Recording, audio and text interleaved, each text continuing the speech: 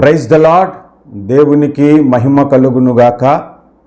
నజరేయుడగు యేసుక్రీస్తు వారి శ్రేష్టమైన నామమున మీ అందరికీ నా శుభములు ఆశీర్వాదములు తెలియజేస్తున్నాను.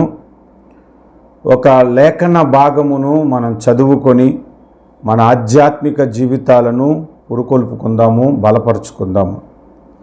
మొదటి సమూయేలు గ్రంథము 13వ అధ్యాయము 19వ వచనము నుండి 23వ వచనము వరకు మనం చదువుకుందాము. హెబ్రీయులు కత్తులను ఈటెలను చేయించుకుందురేమో అని ఫిలిస్తీయులు ఇశ్రాయేలీల దేశమంతటా కమ్మరవాండ్రు లేకుండా చేసియుండిరి. కాబట్టి ఇశ్రాయేలీలందరూ తమ నక్కలను, పారలను, గొడ్డండ్లను, పోట కత్తులను పదును చేయించుటకై ఫిలిస్తీయుల దగ్గరకు పోవలసి వచ్చెను.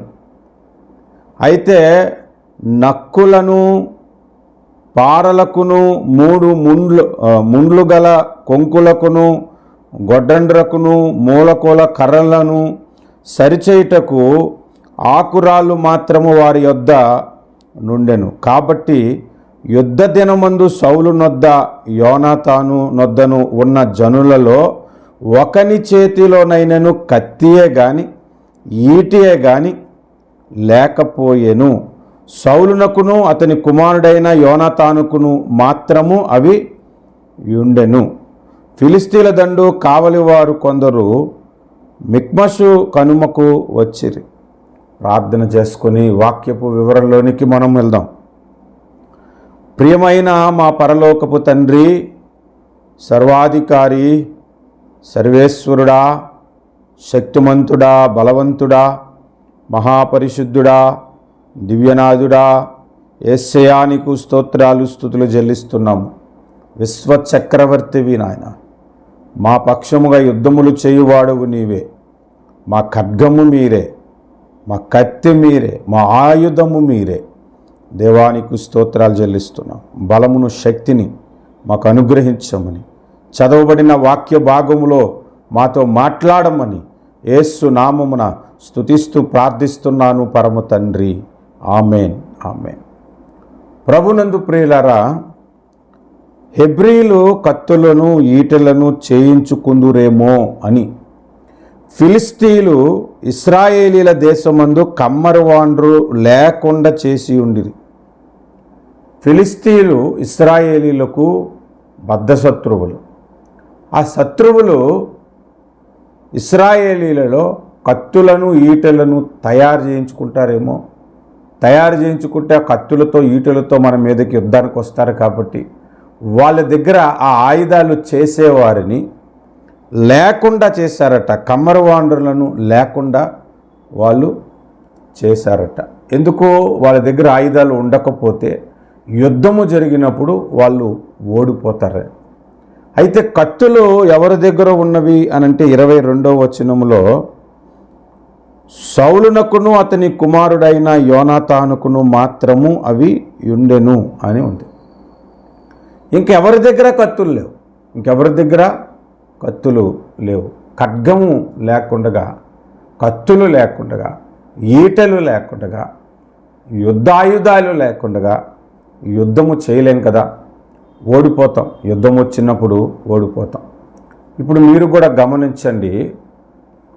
రష్యాకు, ఉక్రెయిన్కు ఇటీవల కాలంలో ఒక 2 years 3 years బ్యాక్ యుద్ధం జరిగింది కదా.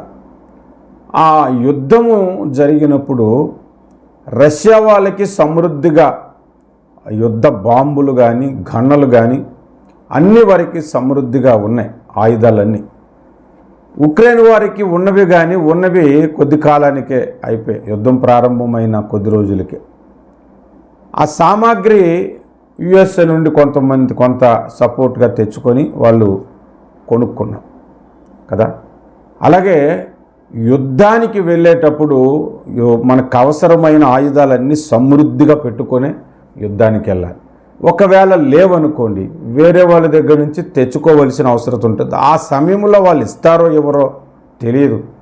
ఒకవేళ ఇవ్వలేదనుకోండి, యుద్ధంలో ఓడిపోవలసిన పరిస్థితి వస్తుంది కదా. అలాగున శత్రువు ఎప్పుడూ కూడా దేవుని ప్రజలు ఓడిపోవటానికి వాడికి ఒక ప్రణాళిక, ఒక ప్లాన్ అనేది పెట్టుకుంటాడన్నమాట. చాలా ప్రణాళిక కలిగి ఒక ప్లాన్ ప్రకారంగా మన దగ్గర ఆయుధాలను మొదట శత్రువు నాశనం చేస్తాడు. అది వాడి యొక్క తెలివి. ఆధ్యాత్మిక జీవితానికి మనము ఈ మాటలను అన్వయించుకోవాలి కూడా. ఎందుకంటే ఆత్మ సంబంధమైన మాటలతో సరిచూచుచు మేము బోధించుచున్నామని అపోస్తుడైన పౌలు మనకి 1 కొరింథీ పత్రిక 2వ అధ్యాయములో తెలియజేస్తూ ఉన్నాడు. 13వ వచనములో, మనుష్య జ్ఞానము నేర్పు మాటలతో కాక ఆత్మ సంబంధమైన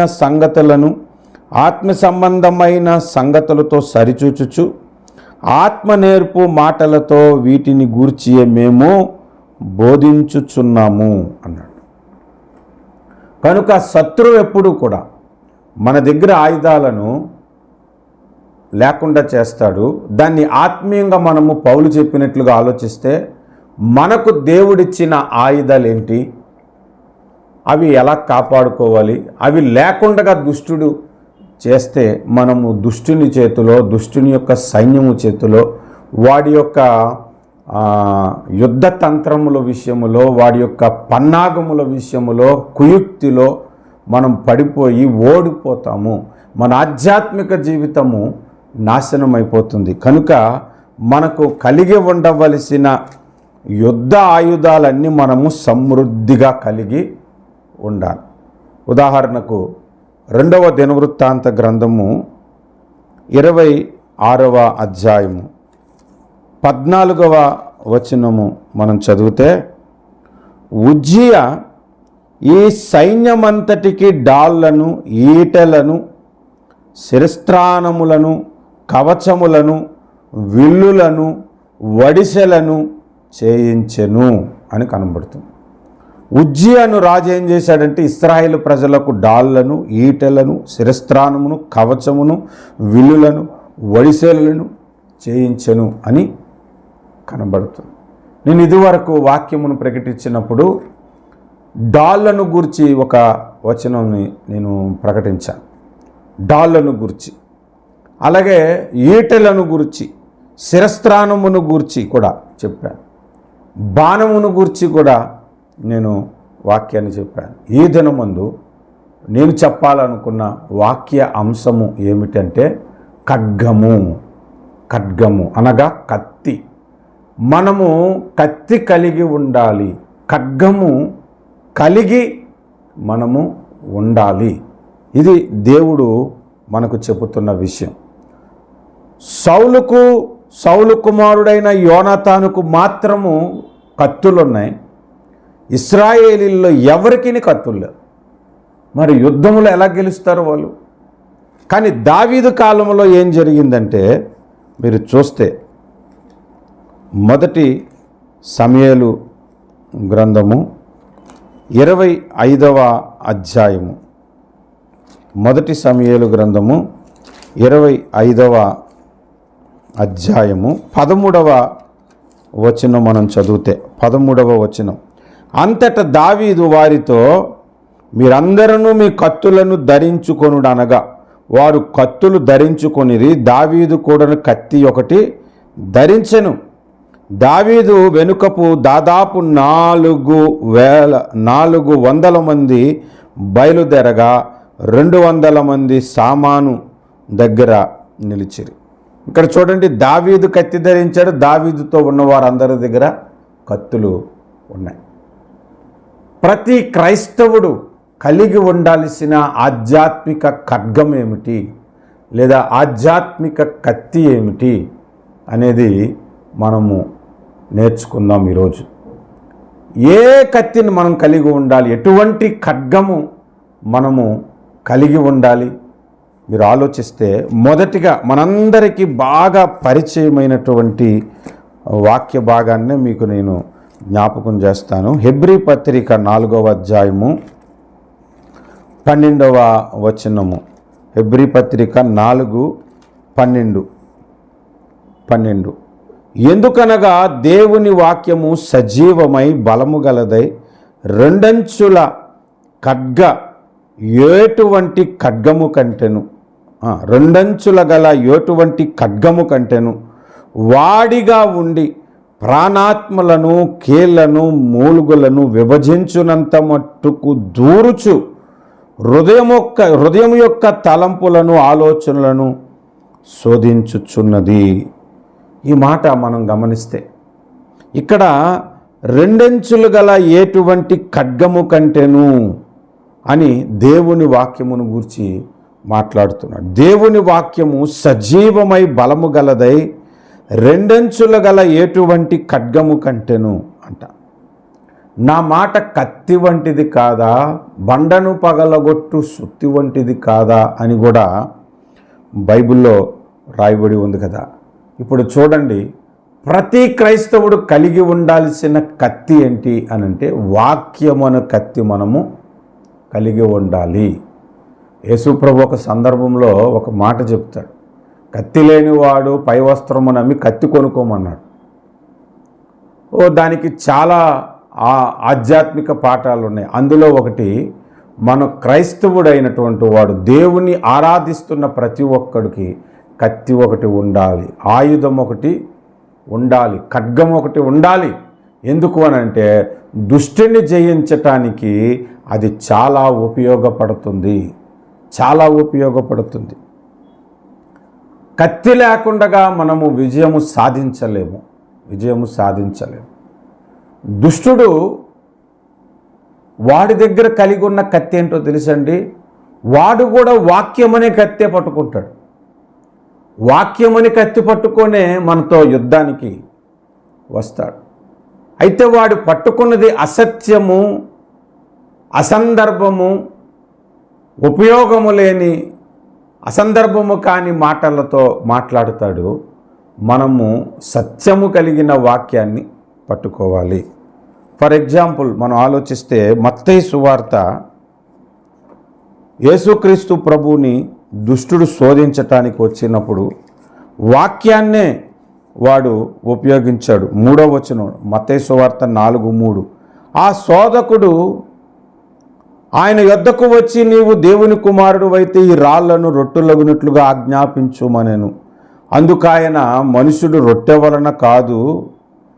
వలన మాత్రము కాదు కానీ దేవుని నోటి నుండి వచ్చు ప్రతి మాట వలనను జీవించును అన్నాడు. తర్వాత 5వ వచనంలో, అంతటా అపవాది పరిశుద్ధ పట్టణమునకు ఆయనను తీసుకొని పోయి దేవాలయము శిఖరమును ఆయన నిలవబెట్టి, నీవు దేవుని కుమారుడు అయితే క్రిందకి దూకుము, ఆయన నిన్ను గూర్చి తన దూతలకు ఆజ్ఞాపించును, నీ పాదం ఎప్పుడైనను రాతికి తగలకుండా వారు నిన్ను చేతులతో ఎత్తుకొందురని వ్రాయబడి ఉన్నది అని ఆయనతో చెప్పాను అని.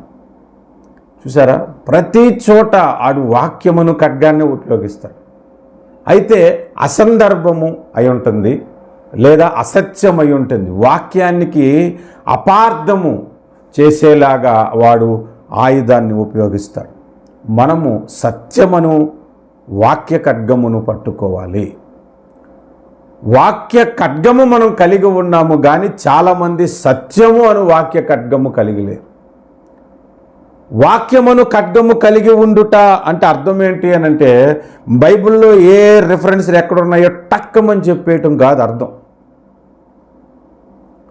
ఈ మధ్యకాలంలో నేను ఒక వ్యక్తి గురించి విన్నాను. ఆ వ్యక్తిని కించపరచాలనేది కాదు కానీ ఆయనకు అపరమేధావి అని బిరుదు ఉందంట. మంచి వ్యక్తి, దేవుని యందు భయం కలిగిన వ్యక్తి. అపరమేధావిని ఎందుకు ఇచ్చారనంటే ఆయన మన ప్రపంచంలో ఉన్న అన్ని దేశాల ప్రధాన పట్టణాలు అవలేలగా చెప్పేస్తాడు. ఒకసారి చదివితే అది అతనికి గుర్తుండిపోతుంది. సామెతల గ్రంథము 1వ అధ్యాయము 1వ వచనం నుండి చివరి వరకు, ఆదికాండం 1వ అధ్యాయం నుండి చివరి వరకు చూడకుండా అప్పజెప్పినట్లు చదివేయగలడు. అతనికి అంత జ్ఞానము, అంత జ్ఞాపక శక్తి దేవుడు అనుగ్రహించాడు, అది ఆయన సంపాదించుకున్నాడు. దేవుడు ఆయనకి ఇచ్చిన గొప్ప వరం అది ఆయనకి. అయితే నేనేమంటున్నానంటే వాక్యము ఎక్కడెక్కడుందో గుర్తుపెట్టుకోవడం కాదు, ఏ రిఫరెన్స్లు ఎక్కడున్నాయో తెలుసుకోవటం కాదు, లేదా వాక్యము మనకు నచ్చింది కదా అని గీతలు గీసేయటం కాదు, వాగ్దానాలను గుర్తుపెట్టుకోవటం కాదు. వాక్యమును ఖడ్గము కలిగి ఉండుట అంటే వాక్యము లోపల సత్యం ఉన్నది, ఆ సత్యమును మనము పట్టుకోగలగాలి. ఎందుకు అనంటే బైబిలే మనకు ఒక పాఠాన్ని నేర్పిస్తుంది. 2వ కొరింథీ పత్రిక, కొరింథీలకు రాసిన 2వ పత్రిక 3వ అధ్యాయము 6వ వచనము, ఆయనే మమ్మును క్రొత్త నిబంధనకు అనగా అక్షరమునకు కాదు గాని ఆత్మకే పరిచారకులమగునట్లు మాకు సామర్థ్యము కలిగించి ఉన్నాడు. అక్షరము చంపును, ఆత్మ జీవింపజేయును అన్నాడు. అంటే అక్షరము చంపును అని అంటున్నాడు. అక్షరాలను బట్టి నువ్వు నేర్చుకున్న వాక్యము కనుక్తే ఆ అక్షరాలు వెనక దేవుడు ఏ ఉద్దేశముతో అక్షరాలను రాశాడో అది మనం కలిగి ఉండాలి. లేదంటే అపవాది చేతిలో ఓడిపోతాం. అపవాది కూడా వాక్యమును ఖడ్గానే తెస్తాడు, కానీ సత్యమును తేడు.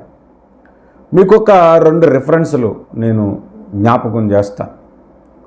హైందవులు అన్నం పరబ్రహ్మ స్వరూపము అంటారు. అంటే అన్నము పరబ్రహ్మ స్వరూపం అని వాళ్ళు ఎందుకు అన్నారు, అన్నము వంటి వాడు దేవుడని ఎందుకు అన్నారంటే అన్నం తినటం వలన మనం బ్రతుకుతున్నాము, దేవుడు కూడా దేవుని వలన మనము బ్రతుకుతున్నాము అని చెప్పుకోవటం అన్నమాట.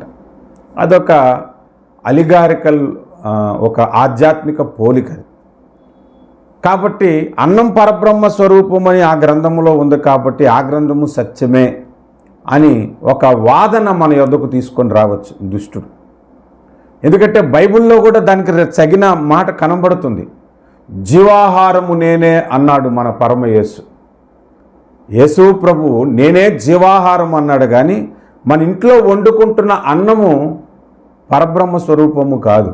ఆ అన్నము యేసుక్రీస్తు అను పరమదేవునికి ఒక పోలిక, అంతేగాని అన్నము దేవుడు కాదు. అన్నము దేవుడైతే ఆ అన్నము సరిగ్గా నీళ్ళు లేకపోతే పలుకు పలుకుగా ఉంటుంది, దేవుడు పలుకు పలుకుగా అయిపోడు. అగ్నికి నీళ్లకు ఆవిరి చేత మనం ఉడకబెట్టుకుంటాం, దేవుణ్ణి మనం ఉడకబెట్టుకోలేం. ఒకరోజు తిని రెండో రోజుకి అది ఫ్రిడ్జ్లో పెట్టక మర్చిపోయావంటే అది వాసన కొడుతుంది, దేవుడేం వాసన కొట్టడు. కాకపోతే అన్నము తినుట వలన మనం ఎలాగైతే జీవనము కలిగించుకుంటున్నామో, జీవనము కలిగి జీవిస్తున్నామో, అలాగే దేవుని వలన మనం బ్రతుకుతున్నాము అనటానికి అదొక పోలిక. ఆ పోలికనే నిజముగా మాట్లాడుతాడు దుష్టుడు. అది పోలికే బాబు, వాస్తవంగా యేసే నిజమైన ఆహారము అని మనం చెప్పాలి. యేసు ప్రభు బైబిల్లో మనకి ఏం చెప్పాడు? దేవుడు మనకు ఆజ్ఞాపించిన ఆజ్ఞలో ఒకటి, విగ్రహారాధన చేయొద్దన్నాడు.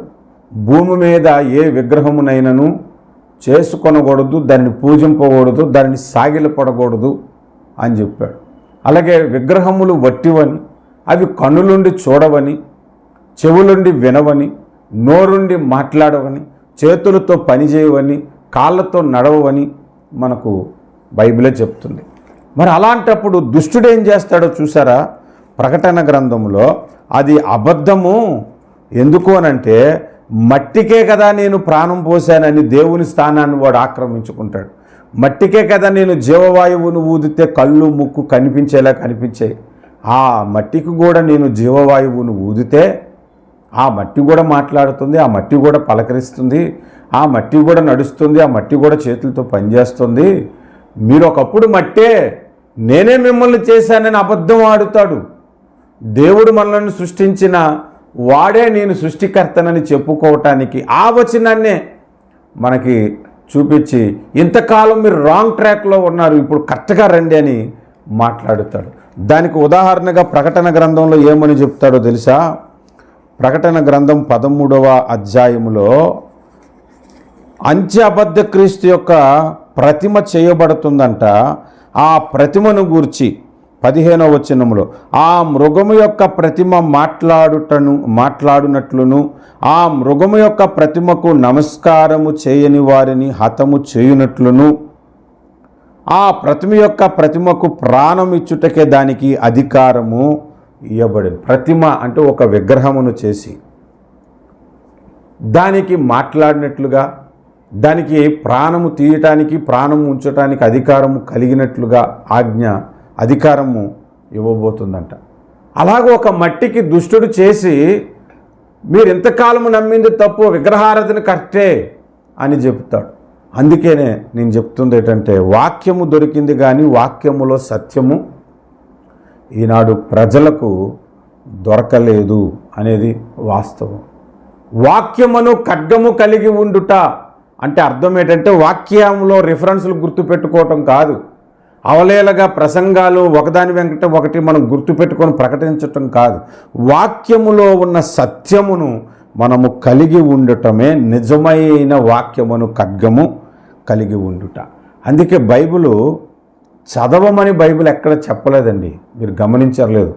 బైబిల్ని ధ్యానించమని చెప్పాడు, బైబిల్ని పరిశోధించమని చెప్పాడు. 1 కీర్తన 2వ వచనములో, ఈ వాక్యమును ధ్యానించువాడు, ఈ ధర్మశాస్త్రమును ధ్యానించువాడు, యెహోవా ధర్మశాస్త్రమునందు ఆనందించుచు దివారాత్రములు దాన్ని ధ్యానించువాడు ధన్యుడు అన్నాడు. చదువువాడు ధన్యుడు అనట్లే. ఇంకా మీరు గమనిస్తే యెషయా గ్రంథం 34:16లో, యెహోవా గ్రంథమును పరిశీలించి చదువుకునుడి. చదివితే నువ్వు వాక్యమును ఖడ్గము కలిగి ఉండవు. ధ్యానిస్తే, పరిశోధిస్తే, ఆ పరిశోధనలు దాని వెనకున్న సత్యమును నీవు గ్రహిస్తే, అది నీకు వాక్యమును ఖడ్గముగా నీ జీవితంలో పనికొస్తుంది. ఇది చాలా ప్రాముఖ్యమైన విషయము. వాక్యములో జ్ఞానమున్నది. మీకు రక్షణార్థమైన జ్ఞానమును కలుగు చేయుటకు శక్తి కలిగిన లేఖనములు అంటాడు. వాక్యములో నిత్యజీవము ఉన్నది, లేఖనములో నిత్యజీవము కలదని మీరు తలంచుచున్నారు అన్నాడు. అంటే మీరు ఆలోచించండి, ఆ వాక్యమును ఖడ్గము ఎటువంటిదంటే సజీవమైన ఖడ్గము అని మాట. హెబ్రీ పత్రిక 4:12లో ఆ వాక్యం అంట ప్రాణాత్మ శరీరములను వేరు చేయగలదు అని రాయబడి ఉంది. ప్రాణాత్మ శరీరములను వేరు చేయగలదు అంటే ఎంత షార్పో అది మీరు చూడండి. ప్రాణము ఆత్మ ఈ రెండు కలిసిపోయిన తర్వాత ఎలాగుంటుందంటే, పాలు నీళ్లు కలిసిపోయినట్టు దాన్ని వేరు చేయటం ఎంత కష్టమైపోతుందో. పాలోడు ఇంటికి పాలు తెచ్చేటప్పుడు నీళ్లు కలిపి తెచ్చిచ్చేస్తే దాన్ని వేరు చేయడం ఎంత కష్టమైపోతుంది. నీళ్లు పాలు మనం వేరు చేయలేం తొందరగా, చాలా అసాధ్యం. కానీ దేవుని వాక్యం ఎంత షార్ప్ అయినదంటే, ప్రాణాత్మ శరీరములను వేరు చేయగలదు, మూలుగులను ఆ లోపల ఉన్న దానికి కూడా వెళ్ళదు. మూలుగులు అనేవి చాలా గట్టిగా ఉంటాయి, ఆ లోపల ఉంటుందండి, బోన్ మ్యారో అంటారు కొంచెం దాన్ని. ఆ లోపలికి వెళ్ళటం చాలా కష్టం. కొన్నిసార్లు మాంసం కొట్టుకెళ్ళినప్పుడు బోన్స్ కట్ చేసేటప్పుడు ఒక దెబ్బక తెగక కొట్టి కొట్టి కొట్టి కొట్టి కొట్టి గట్టి కొడితే కానీ అది కానీ చాలా షార్ప్గా ఆ లోపలికి వెళ్ళిపోగలదు. అంటే అర్థం ఏంటంటే, దేవుని వాక్యము చాలా షార్ప్ అయినటువంటిది, ఎంత కఠిన హృదయమైన కార్యమును చేయగలదు అని అర్థం. అలాంటి వాక్యమును ఖడ్గము మనము కలిగి ఉండాలని పరిశుద్ధాత్మ దేవుడు మనకి మొదట నేర్పిస్తున్నాడు. ఇప్పుడు దుష్టుడు ఏం చేస్తాడంటే, మన దగ్గర వాక్యము లేకుండా ఎలా చేస్తాడో తెలుసా? వాడు వాక్యమును ఖడ్గాన్ని పట్టుకొస్తాడు, ఆ వాక్యములో సత్యాన్ని గ్రహించకుండా మనకు చేసి ఒట్టి బైబిల్ను మన చేతిలో పెట్టిపోతాడు. మనకు బైబిల్ ఉంది, బైబిల్ చదవటం తెలుసు, 66 పుస్తకాలని తెలుసు, ఏ అధ్యాయంలో ఏముందో మనకు తెలుసు.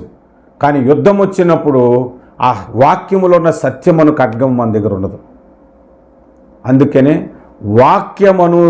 వాక్య సత్యమును ఖడ్గము మనము కలిగి ఉండాలి. దుష్టుడు అసందర్భంగా మాట్లాడుతాడు, మనము సందర్భానుసారముగా మాట్లాడుట నేర్చుకోవాలి. అది కనుక మొదట మనం కలిగి ఉండవలసిన ఖడ్గం ఏమిటి, మొదట మనం కలిగి ఉండాల్సిన కత్తి ఏమిటి అంటే వాక్యమును కత్తి మనము కలిగి ఉండాలి. ఇది మొట్టమొదటి విషయం. వాక్య సత్యమును ఖడ్గము మనము కలిగి ఉండాలి. రెండో విషయానికి మనము వెళ్దాము. ఎఫెసీ పత్రిక 6వ అధ్యాయము 17వ వచనము. ఎఫెసీ పత్రిక 6వ అధ్యాయము 17వ వచనము. మరియు రక్షణయను శిరస్త్రాణమును దేవుని వాక్యమును ఆత్మ ఖడ్గమును అని ఉంది. ఇక్కడ చూడండి, దేవుని వాక్యమును ఆత్మ ఖడ్గమును అన్న. ఆత్మ ఖడ్గము. ఇందాక వాక్య సత్యమును ఖడ్గమును గురించి మనం ధ్యానం చేసాము. ఇప్పుడు వాక్యమును ఆత్మ ఖడ్గము అన్నాడు. అంటే మనం నేర్చుకోవాల్సింది ఏంటంటే పరిశుద్ధాత్మ ఖడ్గము, పరిశుద్ధాత్మ అను కత్తి మనము కలిగి ఉండాలి. అందుకే కొద్ది జాగ్రత్తగా మీరు ఆలోచిస్తే ఈ వాక్యము వెనక సత్యము, ఈ వాక్యము వెనక పరిశుద్ధాత్ముడు ఉన్నాడు. ఒక బెస్ట్ ఎగ్జాంపుల్ మీకు నేను చెప్పాలనంటే, ఎన్నో వేల పుస్తకాలు, లక్షల పుస్తకాలు, కోట్ల పుస్తకాలు ఈ ప్రపంచంలో ప్రింట్ అయ్యాయి. అనేకుల వాటిని చదువుతున్నారు. ఏ పుస్తకం చదివినా రాని సంతోషము, ఏ పుస్తకము చదివినా కలుగని ఆదరణ, ఏ పుస్తకము చదివినా మార్పు కలుగదు. కానీ మార్పు కలుగజేసే శక్తి ఒక్క బైబిల్కే ఉంది. బైబిల్ చదివి మారిన వాళ్ళు ఉన్నారు, బైబిల్ చదివి జ్ఞానం తెచ్చుకున్న వారు ఉన్నారు, బైబిల్ చదివి దాన్ని పరిశోధించి అందులోని విషయాలు తెలుసుకొని సత్యదేవుడిని ఆరాధించిన వారు ఉన్నారు. ఇంత గొప్ప కార్యము బైబిల్కే ఎలా దొరికింది అని అంటే, అన్ని గ్రంథాలకు అక్షరాలు ఉన్నాయి కానీ ఆత్మ లేదు. ఈ గ్రంథానికి అక్షరాలు వెనక పరిశుద్ధాత్ముడు ఉన్నాడు. దయచేసి చూడండి, ప్రకటన గ్రంథము 19వ అధ్యాయము 10వ వచనములో ఆఖరి మాట, యేసుని గూర్చిన సాక్ష్యము ప్రవచన సారమని నాతో చెప్పాను. యేసుని గూర్చిన సాక్ష్యము ప్రవచన సారమని చెప్పాను అనే దగ్గర పుట్నోట్లో చూస్తే ఆత్మయని చెప్పాను. అంటే ప్రవచించబడిన ఈ మాటల వెనక పరిశుద్ధాత్ముడు ఉన్నాడు అని అర్థమవుతుంది. అలాగే పేతురు పత్రిక మనం చూస్తే 2వ పేతురు పత్రిక 1వ అధ్యాయము 2వ పేతురు పత్రిక 1వ అధ్యాయము 20-21 వచనాలు. ఒకడు తన ఊహను బట్టి చెప్పుట వలన లేఖనములలో ఏ ప్రవచనమును పుట్టదని మొదట గ్రహించుకొనవలెను. ఏలయనగా ప్రవచనము ఎప్పుడును మనిషిని ఇచ్చను బట్టి కలుగలేదు గాని మనుషులు పరిశుద్ధాత్మ వలన ప్రేరేపింపబడిన వారై దేవుని మూలముగా పలికిరి. అంటే పరిశుద్ధాత్మ వలన కలిగిన లేఖనములు అని మనకు అర్థమైపోతుంది. 2వ తిమోతి పత్రిక 3వ అధ్యాయము 16-17 వచనాలు కూడా మనం చూస్తే దైవావేశము వలన కలిగిన లేఖనములు అని రాయబడి ఉంది. అంటే పరిశుద్ధాత్మ వలన ఈ గ్రంథము రచింపబడింది. అందుకే ఈ మాటల వెనక పరిశుద్ధాత్ముడు ఉన్నాడు. ఈ మాటల వెనక పరిశుద్ధాత్మ యొక్క సత్యము ఉన్నది. ఆ పరిశుద్ధాత్మను లేకుండా నువ్వు ఎన్ని ప్రసంగాలు చేయి, అది ఖడ్గము కాదు. పరిశుద్ధాత్మ కలిగి నువ్వు ప్రసంగం చేయి, అది ఖడ్గము అవుతుంది. నాకు తెలిసిన దైవ సేవకులు తెనాలి రవీంద్రబాబు గారు ఎంతోమందికి వాక్యం తెలిసిన పరిశుద్ధాత్మ నడిపింపులు చెప్పిన వాక్యానికి మారు మనసు కలుగుతుంది. బ్రదర్, మారు మనసు కలుగుతుంది అయ్యగారు. అలాగూ నా వాక్యాన్ని ఇష్టపడి నా యొద్దకు వచ్చిన వారు చాలామంది ఉన్నారు అని వారి యొక్క సాక్ష్యం చెప్పినప్పుడు చాలా సంతోషించాను. నిజమే, ఎన్ని ప్రసంగాలు చేయి మారు మనసు పొందరు కొంతమంది. కానీ పరిశుద్ధాత్మ చేత నింపబడి ఆ పరిశుద్ధ వాక్యమును మనం బోధించామనుకోండి, అప్పుడు కార్యము జరుగుతుంది. అప్పుడే దుష్టుడు ఓడిపోవడం మొదలు పెడతాడు. అప్పుడే దుష్టుడు ఓడిపోతాడు కూడా. ఎందుకంటే వట్టి మాటలను మనం పలకట్టలేదు, పరిశుద్ధాత్మ చేత నింపబడి వ్రాయబడిన మాటలను పరిశుద్ధాత్మ చేత నింపబడి మనం బోధించినప్పుడు అది ఆత్మ ఖడ్గమవుతుంది, పరిశుద్ధాత్మ ఖడ్గమవుతుంది. కనుక క్రైస్తవుడు కలిగి ఉండాల్సిన రెండవ ఖడ్గము ఏమిటంటే పరిశుద్ధాత్మను ఖడ్గము కలిగి ఉండాలి. పరిశుద్ధాత్మను ఖడ్గము కలిగి ఉండాలంటే ఈనాడు పరిశుద్ధాత్మ వరాలు పట్టుకుంటున్నారు. అన్నిటికంటే ప్రాముఖ్యమైనది ఏంటో తెలుసా? ఆ వరాల గురించి కూడా బైబిల్లో చెప్తుంది, రక్షణ గురించి బైబిల్లో చెప్తుంది, దేవుని గురించి బైబిల్లో చెప్తుంది. ఆ మాటలన్నీ రాయబడిన ఆ గ్రంథము వెనుకున్న పరిశుద్ధాత్మను పట్టుకోవటమే నిజమైన ఖడ్గము, నిజమైన కత్తెది. వాక్యమును ఖడ్గము, పరిశుద్ధాత్మను ఖడ్గము మనము కలిగి ఉండాలి. వాక్యమును పరిశుద్ధాత్మ ఖడ్గము మనము కలిగి ఉండాలి. హల్లెలూయా. కొన్నిసార్లు మీరు గమనించండి, బాప్తిస్మం ఇచ్చి యోహాను చిన్నతనము నుండే పరిశుద్ధాత్మ చేత నింపబడ్డాడు. ఏలియా యొక్క ఆత్మశక్తి కలిగిన వాడని అతని కొరకు రాయబడి ఉంది. పుట్టినది మొదలుకొని ఏలియా యొక్క ఆత్మశక్తి కలిగి ఉంటాడని లూకాసు వార్త 1వ అధ్యాయంలోనే బాప్తిస్మం ఇచ్చి యోహాను గురించి రాయి. ఆయన ఎదిగిన తర్వాత ఆయన ప్రసంగించి ఏమైనా మర్మాలు చెప్పాడా? యేసు ప్రభువులాగా ఉపమానాలు చెప్పాడా? యేసు ప్రభువులాగా అద్భుతాలు చేశాడా? యేసు ప్రభువులాగా పరలోకపు మర్మాలు ఏమని చెప్పాడా? ఆయన చెప్పింది ఒకటే, మారు మనసు పొంది బాప్తిస్మం పొందన్నాడు. ఆ మాటకి అనేకులు బాప్తిస్మం పొందటానికి వచ్చారే. కారణం ఏంటంటే పరిశుద్ధాత్మ చేత నింపబడి మాట్లాడే రెండు మాటలైనా దుష్టుడు ఓడిపోతాడు. అది ఎందుకంటే ఆత్మ ఖడ్గమవుతుంది, అది ఆత్మ ఖడ్గమవుతుంది. దుష్టుడు మన దగ్గర నుంచి పోగొట్టేలా చేసే ఆత్మ ఖడ్గమును కూడా ఒకటి. అంటే మీరు ఆలోచించండి, వాక్యాన్ని మనకు దొరికేలా చేస్తాడు, అందులో సత్యాన్ని దొరకకుండా చేసి మనలను ఓడిస్తాడు. రెండవది, వాక్యము మనకు దొరికేలాగా చేస్తాడు, ఆ వాక్యము వెనుకున్న పరిశుద్ధాత్మను దూరపరిచేలాగా వాడు పన్నాగం పన్నుతాడు. అది వాడి తెలివి, వాడి కుయుక్తి. చాలా నైపుణ్యముగా ఈనాడు వాక్యము చాలామందికి తెలుసు, బైబిల్లో నుంచే బోధిస్తారు కానీ పరిశుద్ధాత్మ బోధ కాదు. అది బైబిలే మాట్లాడతారు కానీ అది సత్యము కాదు, సత్యము కాదు. అందుకనే అది నిజమైన దేవుని వాక్య సత్యమును ఖడ్గము కాదు, ఆత్మ అనే ఖడ్గం అది కాదు. ఈ రెండు ఖడ్గాలు మనము కలిగి ఉండాలి. మూడవదిగా మనం కలిగి ఉండాల్సిన ఆధ్యాత్మిక ఖడ్గము ఏమిటి అనంటే సామెతల గ్రంథము 23వ అధ్యాయము 2వ వచనం. 23వ అధ్యాయము 2వ వచనం. నీవు తిండిబోతువైన ఎడల నీ గొంతుకకు కత్తి పెట్టుకొనుము అన్నాడు. నీవు తిండిబోతువైన ఎడల నీ గొంతుకకు కత్తి పెట్టుకొనుము. ఎందుకు? అధికంగా తింటే తొందరగా పోతాం. ఆరోగ్యం ఎప్పుడు లిమిట్గా తింటేనే, ఇంకా ఒక ముద్ద తక్కువ తింటేనే ఆరోగ్యం అనేది కలిగి ఉంటుంది. దొరికింది కదా అని ఉదయం మొదలుకొని సాయంత్రం వరకు, ఉదయం టిఫిన్ దగ్గర మొదలుపెట్టి తర్వాత స్నాక్స్, టీలని, మరలా లంచ్, ఆ తర్వాత లంచ్కు ముందు బయటన పునుగులని, గారెలని, కనబడిందంతా రోజంతా తింటూ రాత్రికి మళ్ళీ ఒక అంత అన్నం తిని పడుకుంటాయి. కొద్ది రోజులకి బాగా లావ్ అయిపోవడం, తర్వాత బీపీ రావటం, అన్నం ఎక్కువ తినటం వల్ల షుగర్ రావటము, దానివల్ల హార్ట్ స్ట్రోకులు రావటం, బ్రెయిన్ స్ట్రోకులు రావటం, ఇలాగా తొందరగా ఆరోగ్యం పాడైపోతుంది.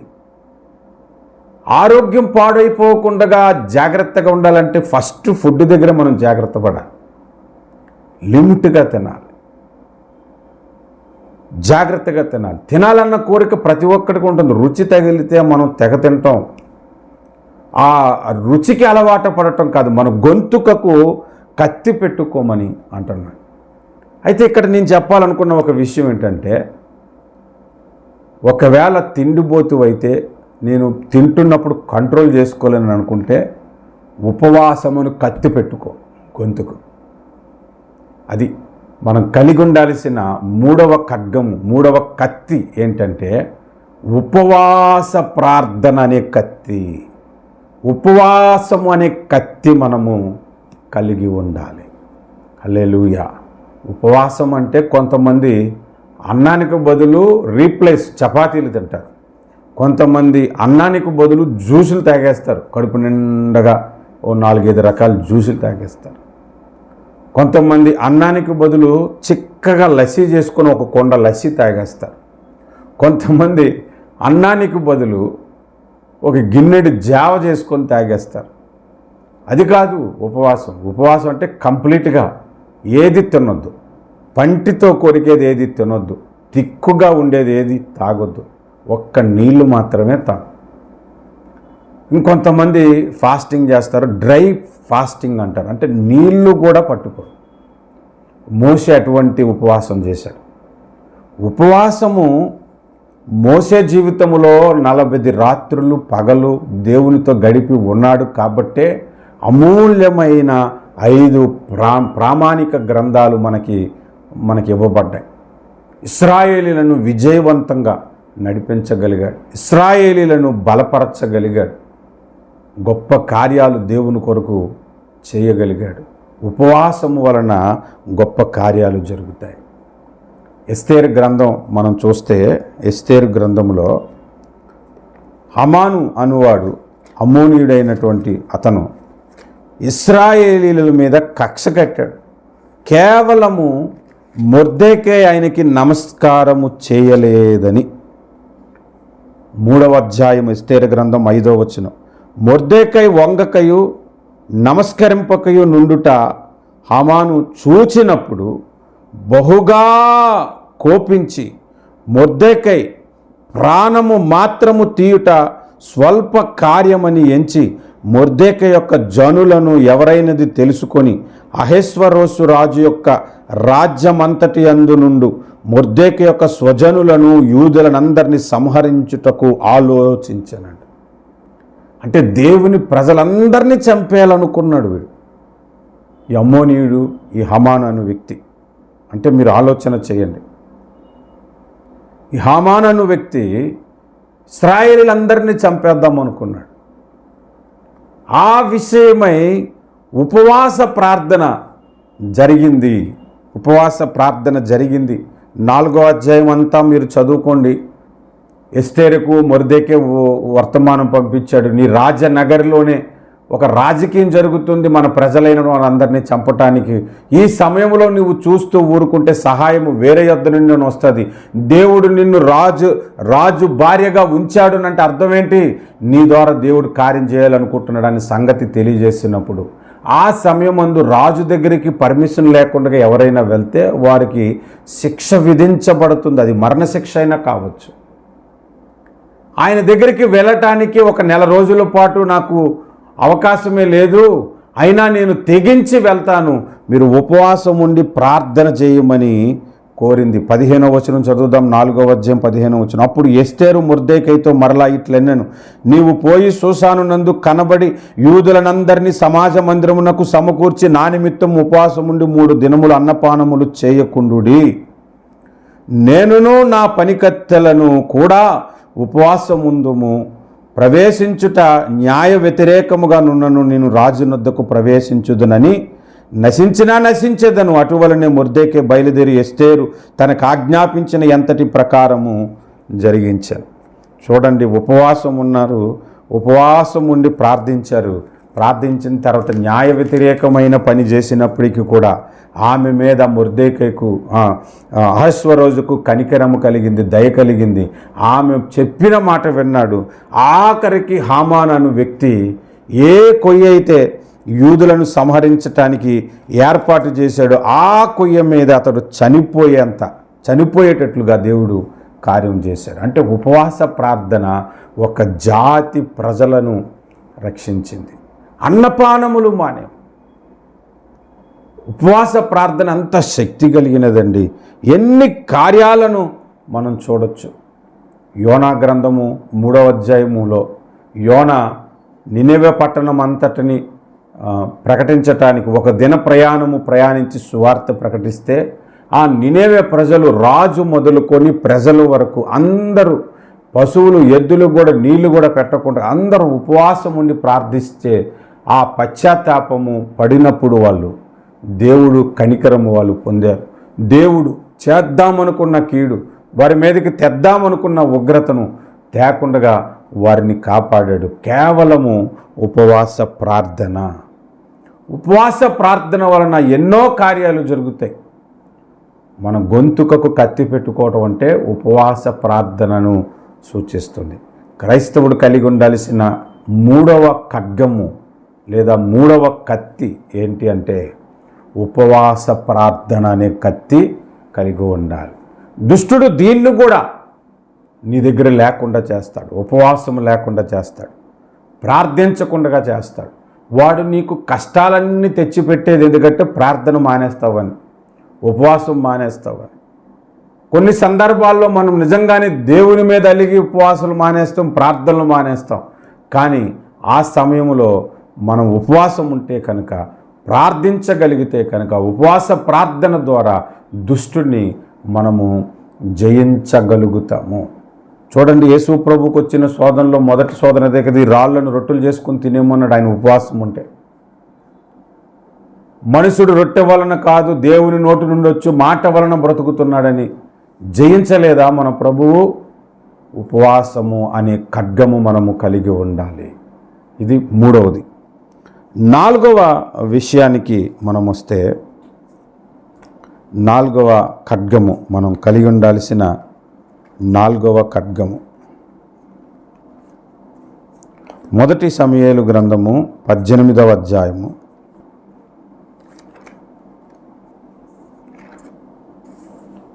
18వ అధ్యాయము మొదటి 4 వచనాలు.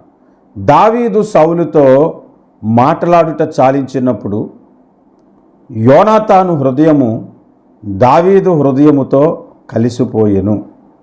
ఈ మాట ఒక చిన్న మాట చెప్తాను. దావీదు పరమదేవునికి పోలిక, యేసు ప్రభువుకి పోలిక. సౌలుతో మాట్లాడి సాలించిన తర్వాత ఆ మాటలు విన్న యోనాతాను భక్తులకు పోలిక. అతని హృదయము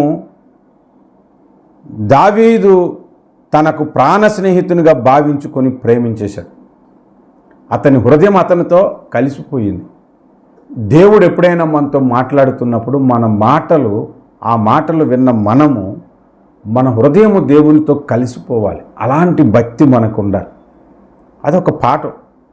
అయితే ఇక్కడ విషయాన్ని మనం చదువుకుంటే 2వ వచనం, దావీదు అతన్ని బహుగా ప్రేమించాడు, స్నేహితునిగా భావించాడు. 2వ వచనం, ఆ దినమున అతని తండ్రి ఇంటికి తిరిగి అతన్ని వెళ్ళనీయక సౌలు అతనిని చేర్చుకొనెను.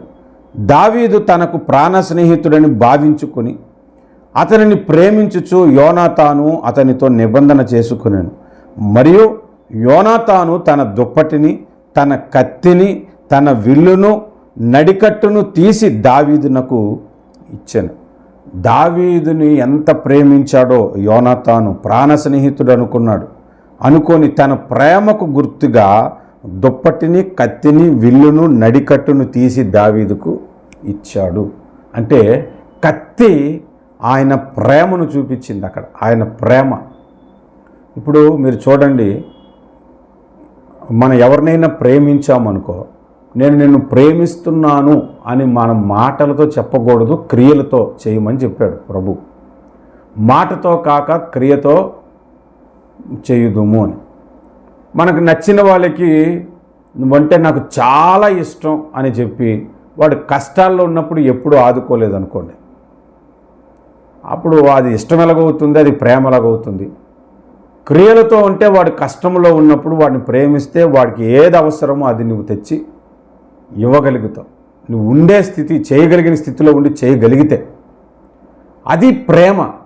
ప్రేమ అనేది ఎప్పుడు క్రియలతో కలిసే ఉంటుంది. అది మనం గుర్తుపెట్టుకోవాలి, ఆలోచించి నేర్చుకోవలసిన విషయం. ఇప్పుడు యోనాతాను తనకున్న ప్రేమను క్రియల ద్వారా ఎలా కనపరచాడంటే, కత్తి ఇచ్చాడు, ఖడ్గం ఒకటి ఇచ్చాడు, తన కత్తిని ఆయనకి ఇచ్చేశాడు. అది అంటే కత్తి ప్రేమకు సూచనగా ఉంది. క్రైస్తవుడు కలిగి ఉండాల్సిన 4వ ఖడ్గము ఏమిటంటే ప్రేమ అనే ఖడ్గము మనము కలిగి ఉండాలి. ప్రేమ అనే ఖడ్గము చేత అనేకులను జయించవచ్చు. దుష్టుడు ప్రేమను మనలో నుంచి తీయలేడండి. దేవుడు ప్రతి మనిషిని సృష్టించినప్పుడు వాడిలో ప్రేమ అనేది పెట్టాడు.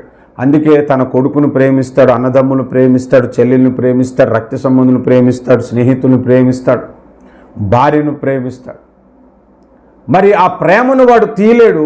కానీ దుష్టుడు మనలను ఓడించాలంటే ఏం చేయాలో తెలిస్తే ప్రేమకు వ్యతిరేకమైన ద్వేషమును నాటుతాడు మనలో. నాటినప్పుడు ఏమవుతుందంటే ప్రేమను డామినేట్ చేసేలాగా ఈ ద్వేషము పెరుగుతుంది. అప్పుడు మన సహోదరుల్ని మనం ఇష్టపడం, మన రక్త సంబంధుల్ని ఇష్టపడం, స్నేహితుల్ని ఇష్టపడం. ఈ ద్వేషానికి కారణం ఏమీ ఉండదు. ఒక్కోసారి అసూయ చేత కూడా ఎదుటివారిని ద్వేషించేలాగా చేస్తాడు. ఆ విధముగా ప్రేమ అనే ఖడ్గాన్ని మన దగ్గర నాశనం చేయటానికి ప్రయత్నిస్తాడు దుష్టుడు. ఫిలిస్తీన్లు అదే కదా చేస్తారు. ఇశ్రాయేలీల్లో, హెబ్రీల్లో వారికి కత్తి లేకుండా ఉండడానికి ఆ కుమ్మరివాండ్రులు లేకుండా చేసేశారు వాళ్ళు. దుష్టుడు అదే చేస్తాడు. మన శత్రువు ఎప్పుడు కూడా మనలో ప్రేమ లేకుండా చేస్తాడు. మనలో ఉన్న ప్రేమను నశింపజేస్తాడు. ప్రేమించే తత్వాన్ని తొలగించేలాగా చేస్తాడు.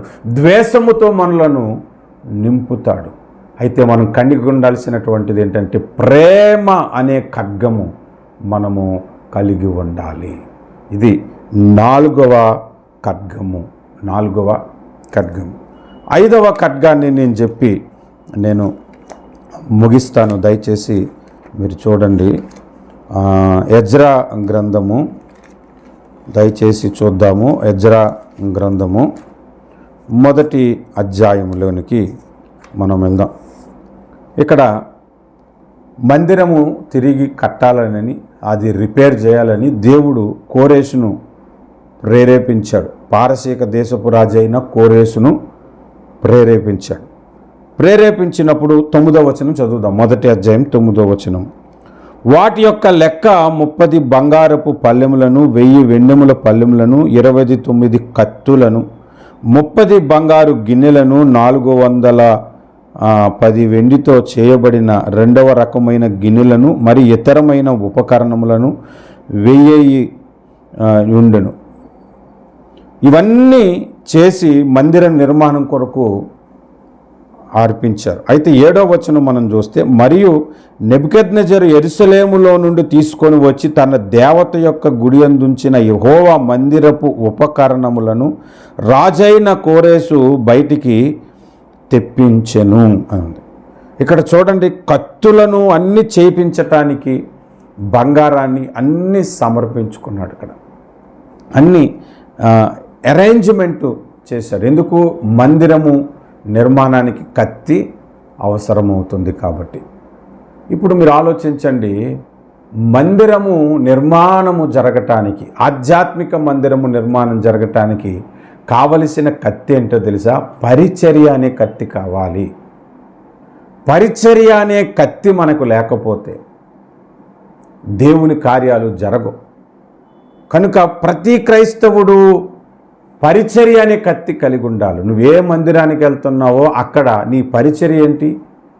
పాటలు పాడే పరిచర్య, వాయిద్యాలు వాయించే పరిచర్య, లేదా మందిరములో పిఏ సిస్టమ్ ప్రిపేర్ చేసే పరిచర్య, లేదా బయట చెప్పులు క్రమంగా పెట్టే పరిచర్య, భోజనాలు వండే పరిచర్య, భోజనాలు పంచే పరిచర్య, లేకపోతే చర్చను శుభ్రము చేసే పరిచర్య, లేదంటే సువార్త చెప్పే పరిచర్య, వాక్య పరిచర్య చేసే పరిచర్య, ఇతరులను లోపలకు పంపించటానికి ఆ గేటు దగ్గరుండి చేసే పరిచర్య అనేది ఏ పరిచర్య? ఆ పరిచర్య అనే ఖడ్గము నీవు కలిగి ఉన్నావా? ఆ ఖడ్గము లేకపోవటం వలన ఆధ్యాత్మిక జీవితం కుప్పకూలిపోతుంది తెలుసా? దుష్టుడు నీకు పరిచర్యను దూరం చేస్తే మందిరంలో ఆసక్తి పోతుంది. నీ పరిచర్యకు నువ్వు దగ్గరవుతున్న కొలది, పరిచర్యలో నువ్వు వాడబడుతున్న కొలది దేవుడు దీనికి నాకు ప్రతిఫలం ఇస్తాడనే హృదయంలో ఒక నిశ్చయత నీకు కలిగినప్పుడు పరిచర్య యందు స్థిరపరచబడగలుగుతావు. దేవుని పనులు, దేవుని కార్యాలు చేయటానికి ముందుకు రాగలుగుతావు. అందుకే పరిచర్యను కత్తి, పరిచర్యను ఖడ్గము మనము కలిగి ఉండాలి. ఈ 5 ఖడ్గాలు మన జీవితాల్లో లేకుండా దుష్టుడు ప్రయత్నం చేస్తాడు. కనుక జాగ్రత్త కలిగి ఈ కత్తులు మనము కలిగి ఉందాము. వాక్య సత్యమును ఖడ్గము మొదటిగా కలిగి ఉండాలి. రెండవది వాక్యమును ఆత్మ ఖడ్గము మనం కలిగి ఉండాలి. మూడవది ఉపవాస ప్రార్థన అనే ఖడ్గము కలిగి ఉండాలి. నాలుగవది ప్రేమ అనే ఖడ్గము కలిగి ఉండాలి. ఐదవది పరిచర్య అనే ఖడ్గము కలిగి ఉండాలి. అప్పుడు యుద్ధములో నీవు విజయ పతాకం ఎగరేస్తావు, విజయ కీర్తన పాడగలుగుతావు, దుష్టుణ్ణి జయించగలుగుతావు. ఆయుధము నీ దగ్గర ఉంది కాబట్టి దేవునికి స్తోత్రం కలుగునుగాక. ఒక్కొక్క ఆయుధమును గురించి కూడా నేను ధ్యానం చేస్తున్నాను. ప్రభు చిత్తం అయితే రానున్న దినాల్లో ఇంకొన్ని విషయాలు మీకు చెబుతాను. ఈటెను గురించి చెప్పటానికి ప్రయత్నిస్తాను. ఇదివరకే నేను డాలును గురించి చెప్పాను, కేడేమును గురించి చెప్పాను.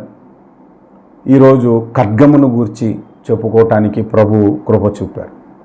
ఆధ్యాత్మిక ఆయుధాలను మనము కలిగి ఉంటే దేవుడు గొప్ప కార్యాలను మన పట్ల చేస్తాడు. దుష్టుల్ని మనము జయించగలుగుతాం. కనుక వర్తమానాలు వినండి. నా యొక్క యూట్యూబ్ ఛానల్ సబ్స్క్రైబ్ చేసుకోండి, ఇతరులకు షేర్ చేయండి. వాక్యము విని మీరు బలపడండి.